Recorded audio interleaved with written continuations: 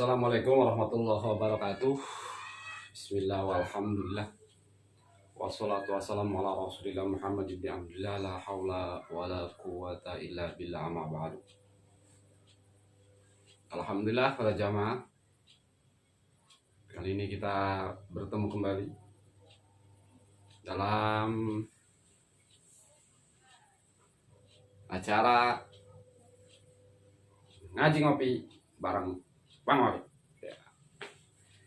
Baik para jamaah, hari ini kita akan belajar untuk membahas tema kita kali ini, yaitu apa itu al-mujahadah.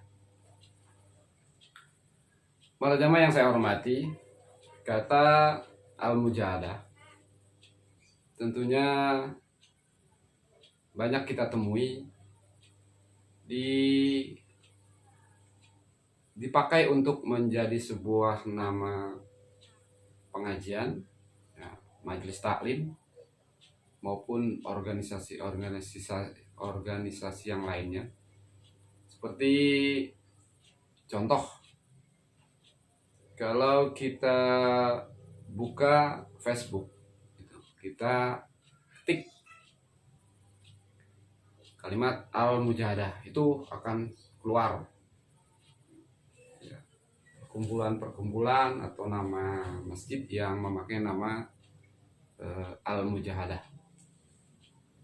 Jadi awalnya saya pikir nama al-mujahadah itu hanya ada di Tasikmalaya khususnya, tapi ternyata ya anggapan saya itu salah. Ternyata nama al-mujahadah itu banyak dipakai oleh jamaah-jamaah yang lain khususnya. Dan tentang al-mujahadah yang kita bahas di video ini atau di channel ini adalah al-mujahadah Tasikmalaya. Nah, tentunya mungkin para jemaah akan sedikit bertanya-tanya, apa perbedaannya? Kalau mungkin jemaah ingin melihat atau membuka channel ini, itu biar gampang untuk mencarinya. Nah, kata al-mujahadah itu begitu banyak, tapi yang membedakan biasanya adalah logo atau lambang atau bendera yang membedakan satu nama dengan nama yang lainnya. Begitu juga di al-mujahadah, yang membedakan adalah logo atau lambang. Jadi kita seharusnya memiliki logo atau lambang seperti ini. Seperti ini. Inilah lambang atau logo al-mujahadah yang saya sebut atau saya bedakan itu dengan penyebutannya agar memudahkan pencarian dan membedakan satu dengan yang lain, yaitu al-mujahadah Tasikmalaya. Karena kebetulan al-mujahadah yang berlogo atau berlambang seperti ini memang berpusat di Tasikmalaya, tepatnya di Leuwi Kidang 2. Jadi kalau dari terminal Tasikmalaya yang sekarang, ya kita masih naik kendaraan ke dalam, masih naik ojek lagi. Kalau memang langsung dari terminal lurus, ya turun di Rancabango, ya kurang lebih kalau jalan kaki masih 1 jam. Iya, kalau mau naik ojek 20.000 gitu. Nah, di sana.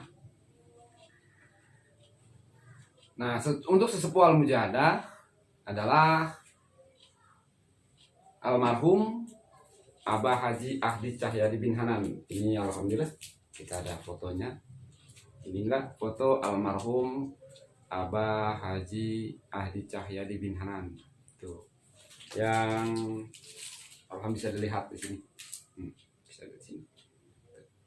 Jadi kalau para jamaah itu mencari channel atau ingin bergabung dengan Al-Mujahadah ini, cirinya adalah Al-Mujahadah Tasikmalaya itu sepuhnya almarhum Abah Haji Adi Cahyadi bin Hanan, dan insya Allah akan kita sarana permudah dengan tambang seperti ini. Insya Allah akan kita jadikan foto profil mungkin. Jadi saat memetik Al-Mujahadah Tasik akan keluar seperti ini.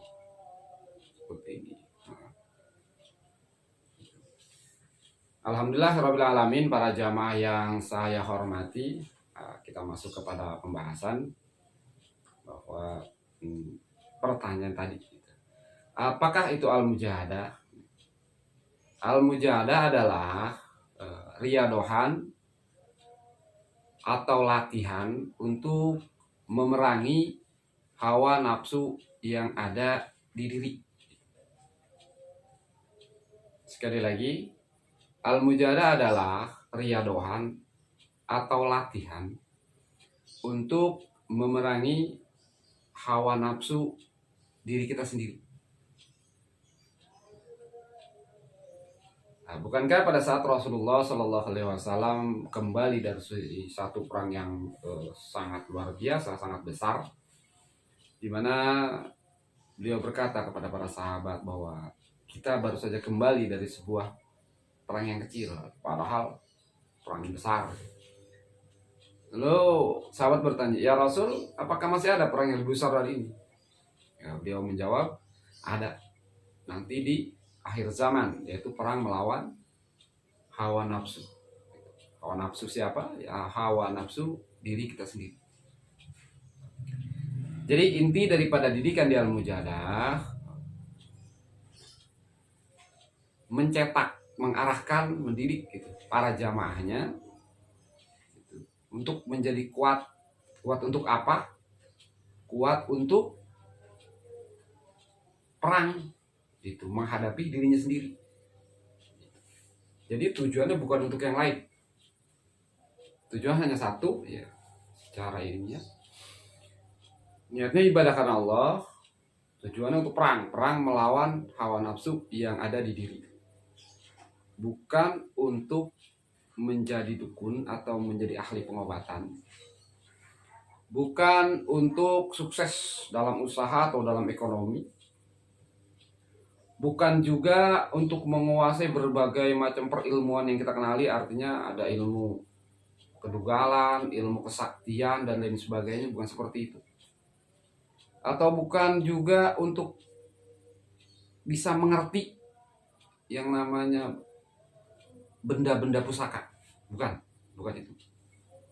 Atau bisa membaca orang, membaca karakter orang, membaca sifat orang, juga bukan seperti itu. Bukan. Walaupun nanti dalam perjalanannya, insya Allah setiap jamaah, insya Allah akan mengalami hal-hal yang disebutkan tadi. Itu tergantung qada-qadarnya Allah, tergantung proses yang harus dia jalani. Nanti ada yang suka dimintain tolong oleh teman, tetangga, keluarga untuk hal masalah pengobatan.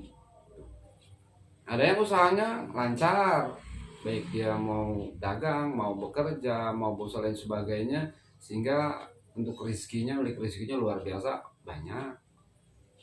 Atau mungkin dia jadi mengerti gitu tentang ilmu kesaktian, mengerti tentang benda-benda pusaka gitu, atau memahami gitu hal-hal yang makhluk Allah yang lain yang hidup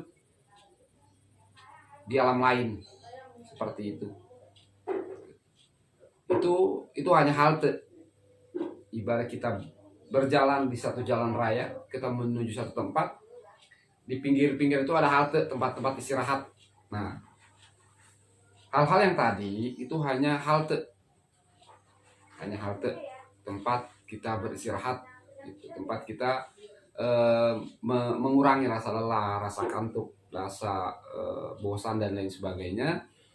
Maka kita berhentilah di halte itu untuk sekedar istirahat sebentar, sejenak. Nanti setelah hilang lelah, kita lanjutkan perjalanan. Karena tujuan kita bukan itu, bukan masalah yang tadi sudah saya sebutkan. Kenapa saya sebut ini? Karena di luar banyak persepsi selama ini Al-Mujahadah itu dikenal sebagai satu pengajian atau satu perkumpulan yang dimana jamaahnya itu cenderung hanya urusan pengobatan, hanya urusan goib-goib, hanya urusan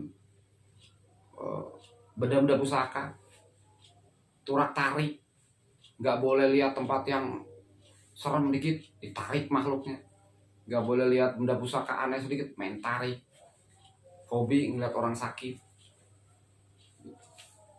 buru-buru menawarkan diri dan mengobatin karena merasa iya seperti itu. Nah, jadi bukan itu tujuan daripada Al-Mujahadah gitu. Tapi emang gitu, jamaah Al-Mujahadah itu kalau dia serius, kalau dia mau gitu, ikut aturan, insya Allah akan Allah berikan pengalaman-pengalaman di bidang hal itu. Sedikit banyak dia akan mengerti gitu. Allah kasih pengertian, Allah kasih pemahaman. Sedikit banyak dia akan masuk ke dalam dunia itu gitu. Untuk apa gitu dimasukkan dalam dunia itu gitu, untuk menambah keimanan dan ketakwaan kepada Allah. Karena ada satu kalimat yang mengatakan kalau mau bermainnya gaib itu, kalau mau main sekalian, masuk sekalian, kalau enggak sekalian gitu.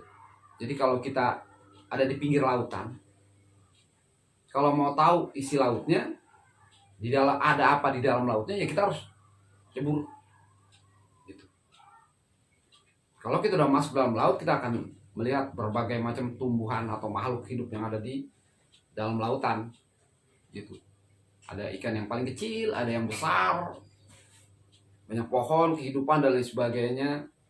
Sehingga kita bisa bercerita kepada orang bahwa oh, laut itu tidak hanya sekedar sekumpulan air, tapi banyak makhluk hidup di sana dan sebagainya gitu. Karena kita sudah memasukinya, sudah melihat.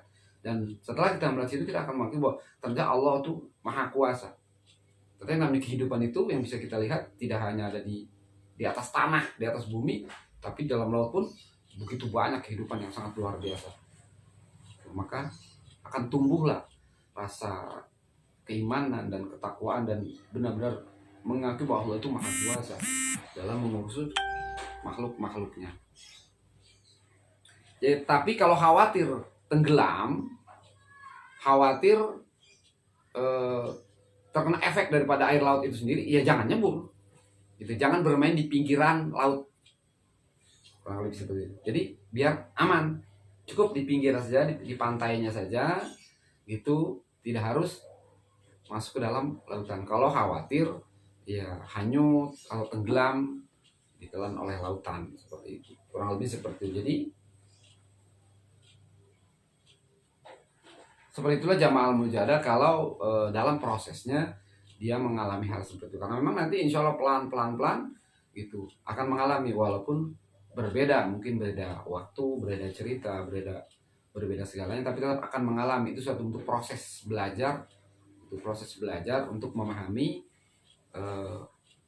hal-hal yang ada khususnya di alam dunia ini. Karena di alam dunia ini tidak hanya ada makhluk yang bernama manusia, tapi ada makhluk lain. Jadi sekitar kita ada tumbuhan, sekitar kita ada hewan, dan hewan juga nggak hanya ada yang di atas bumi, di atas tanah maksudnya, tapi di dalam laut juga banyak. Dan hewan juga tidak hanya ada yang di atas bumi, tapi di dalam bumi, dalam tanah. Nah, ada tumbuhan juga tidak hanya ada yang di atas bumi, gitu, tapi di dalam laut pun ada tumbuhan. Nah, seperti itu. Ada hewan, ikan pun bermacam-macam, dari yang kecil sampai yang besar. Gitu. Dari yang hewan ikan biasa-biasa sampai ikan yang ganas gitu, itu ada di sekitar kita gitu. Semakin kita membaca semua itu gitu, semakin kita mengakui bahwa Allah itu maha kuasa dan maha besar untuk mengurus semua makhluknya. Allahu Akbar, subhanallah, walhamdulillah, wala ilaha illallah, Allahu Akbar. Jadi sekali lagi ditegaskan bahwa Al-Mujahadah itu riyadohan, melatih diri kita menundukkan hawa nafsu kita, gitu. Kita dilatih, diarahkan, dicetak untuk menundukkan hawa nafsu kita. Nah, berkaitan dengan lambang ini, di sini bisa terlihat ya, ada warna merah, warna hitam, warna kuning, warna putih. Nah, ini insya Allah nanti ini kita akan bahas di pertemuan-pertemuan berikutnya atau di video-video berikutnya. Jadi, untuk yang kali ini ya, saya hanya disampaikan itu, bahwa banyak persepsi di luar tentang Al-Mujadah dan itu kurang pas atau kurang tepat. Jadi untuk menjawab, karena selama ini yang pengalaman yang saya alami, banyak yang berpikiran seperti itu dan gitu, image-nya bahwa Al-Mujadah itu tempatnya itu belajar pengobatan, kedugalan, ya, urusan goib-goib, urusan pusaka, itu urusan yang seperti itu. Tapi ternyata tidak. Al-Mujadah itu yang tadi sudah disebutkan, dan inti atau didikannya adalah memerangi hawa nafsu yang ada di diri kita. Nah, kurang lebih hanya itu yang bisa saya sampaikan. Ya, kurang lebihnya mohon maaf. Semoga manfaat untuk saya pribadi dan untuk kita semua.